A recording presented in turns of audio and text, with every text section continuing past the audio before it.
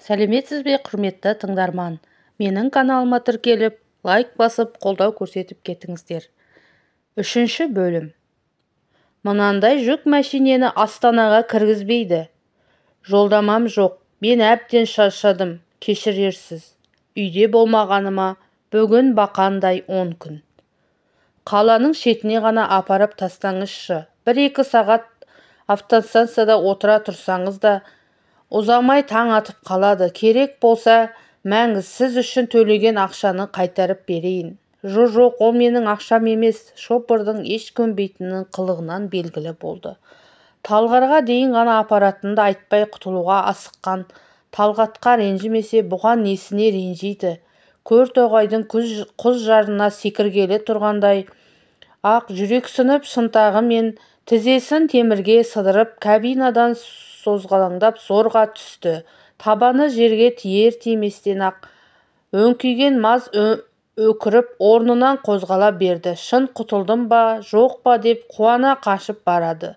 Тау жаққа қарай көжілдеп, алыстап бара жатқаны біраз естіліп тұрды да, лып оның да үні өшті. Сірә үйіне жеткен болар. Талғар шырт ұйқыда тым-тырыс, еш дыбысты естілмей қалғанына қарағанда, жалғыз ояу шара ғана сияқты. Аз тұрып, қараңғыға көзін үйреткен соң автостанцияға қарай жүрді. Есігі тас жабық, терезелері де тас қараңғы, отыра тұратындай ыңғайлы ештеңесі жоқ. Есек дәмемен есікті 2-3 қағып еді, қыбыр еткен жан, тырс еткен дыбыс байқалмады. Біреу кеп бас салса айғайлап, араша адам шақыратын жер емес. Үйлерден оқшау тұрған үйлері орын. Бұл араны паналағанда кез келген үйдің барып қақпасын қаққаны дұрыс көрінді. Таңғы автобусқа дейін кімде болса үйіне түнетер деп сенді.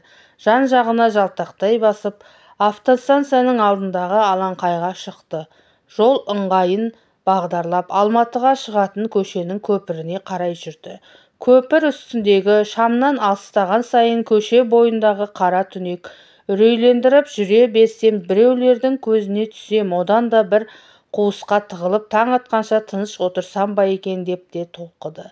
Жүрексініп, бірақ далада қалудан одан бетер қорқып, оң жақтағы үйдің қақпасына қарай бұрылды. Арыз деп, без деп, зәулім ағаш қақпадан қоңырау басатын тетік таппады.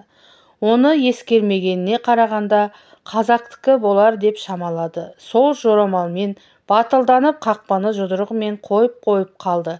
Тұрып тағы ұрды. Ұрудан қайыр болмаған соң, қақпа мен қоршаудан қиылысқан тұсына саңылау тауып ішке сығалады. Үйдің бергі бұрышы мен қақпаның қарсы кемінде 15 қадам жер екен. Мұның ұрғанын ұйқыдағы тұрмасау. Адамның өзі зорға естейтіндей бұл үйден күдер үзіп келсе, қақпаға жақындай бергенде арп ете қалған иттен шошып, көше жаққа қарай шоршып түсті. Өзі мақсатыма бірден жеттім деді ме, ит арпылына қайталамады. Құрсыншы деді, келесі үйдің зәулім қақпаны көзі шалғаннан ақ түңіліп, көшеден шығып бір ағаштың түбіне тығылайын. Шетіне жақындаған сайын көше қараңғылана берді. Әр ағаштың түбіне аңдып әлдекім тұрғандай, кенет арт жағынан жарық көрінді. Құдай құтқарайын деген екен деп жүгіріп жол ортасына шықты. Жалынышпен 2 қолын да көтерді. Баяулап кеп қызыл Жигули дәл қасына тоқтады.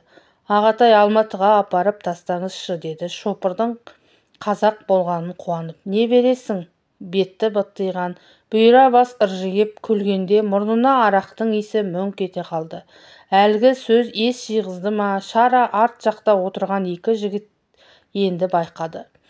Қаншаласыздар? Бар ақшамның бәрін берейін, апарып тастаңыздаршы. Біз ақша алмаймыз, ақша керек болса біз саған берейік, көнемісің? Көнгені қалай, неменеге көнем? Үшеумізге көнесің. Шұлғып бұйра бас арттағыларын басымен нұсқады. Бұйра бастың быттиған беті, бітиген көзі қазір өзіне атылғалы тұрғандай көрініп кетті. Шегіншектеп жерге бір түкірді де жолдың шетіне қарай жалт бұрылды. Өз қыздарыңның басына келгір, деді ызалана қарғап. Қарындас, көне салыңызшы, деді арттағылардың бірі есікті ашып. Бір рахаттанып қаласыз. Тырық-тырық, жырық-жырық күлгендері жалаңаш етіне ине тығып жатқандай жиіркенішті әсер етті. Тура қуып, тарпа бас салмағандарына да шүкір. Біреу көмек берер дегеннен енді мүлде күдер үзіп, жолдың шетімен Алматыға дейін аяңдай беруге бекінді. Бір күнгі ұйқыдан да шаршаған да өле қоймас. Ең бастысы ертеңгі емтиханға аман-есен үлгірсе болыпты. Әлгілердей біреу жолықпаса, қараңғы түннің де үрейі ештеңесі жоқ сияқты. Елсіз айдала емес, қасқыр жол бойында жүрмеуге тиіс. Ештеңеге алаңдамай, енді бірдемеге шалынып, жығылып қалмауға тырысып, біраз жүргеннен кейін арт жағынан тағы мәшине көрінді. Екі шамы екі жаққа шақырайып, бұл да бір түрлі бұзылып келе жатқан секілді. Бәлесінен аулақ деп бұрылып та қарамастан жол шетіне ығыса берді.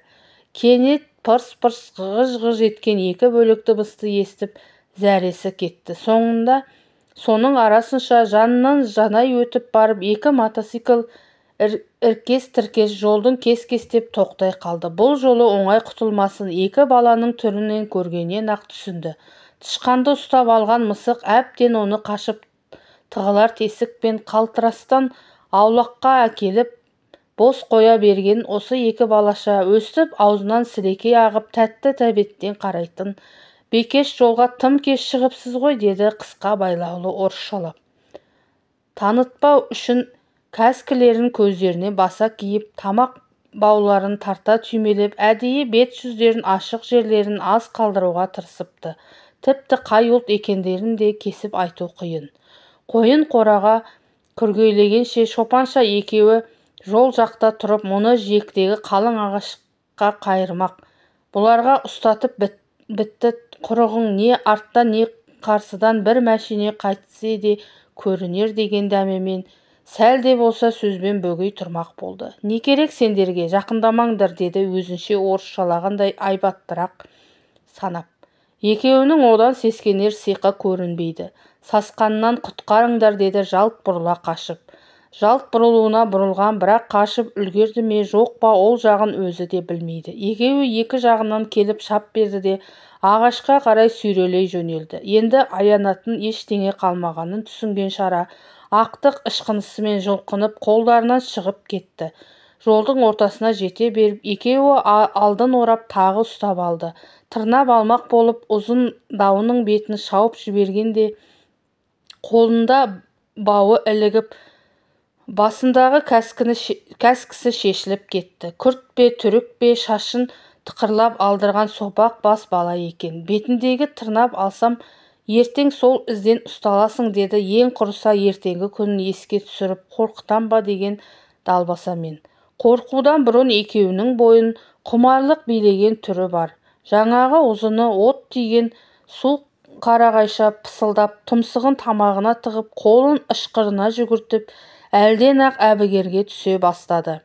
Кенет жолдың үсті жап-жарық болып кетті. Екі бала да, шара да арт жақтарына жалт қарады. Бір сәттік дағдарыс пайдаланып, шара қатты жұлқынып, қолдарынан тағы шығып кетті. Баса-маса ақ кетсін деген тәуекелмен келе жатқан мәшинеге қарсы жүгірді. Қапталда ана екеуі қалыспай келеді. Өңкейген жүк мәшинесі шиқылдап кеп қыздың көкірегіне итере-итермес ышқынып тоқтады. Еңкейіп қарсы есікті ашқан шопыр, кел отыр, деді қазақшалап.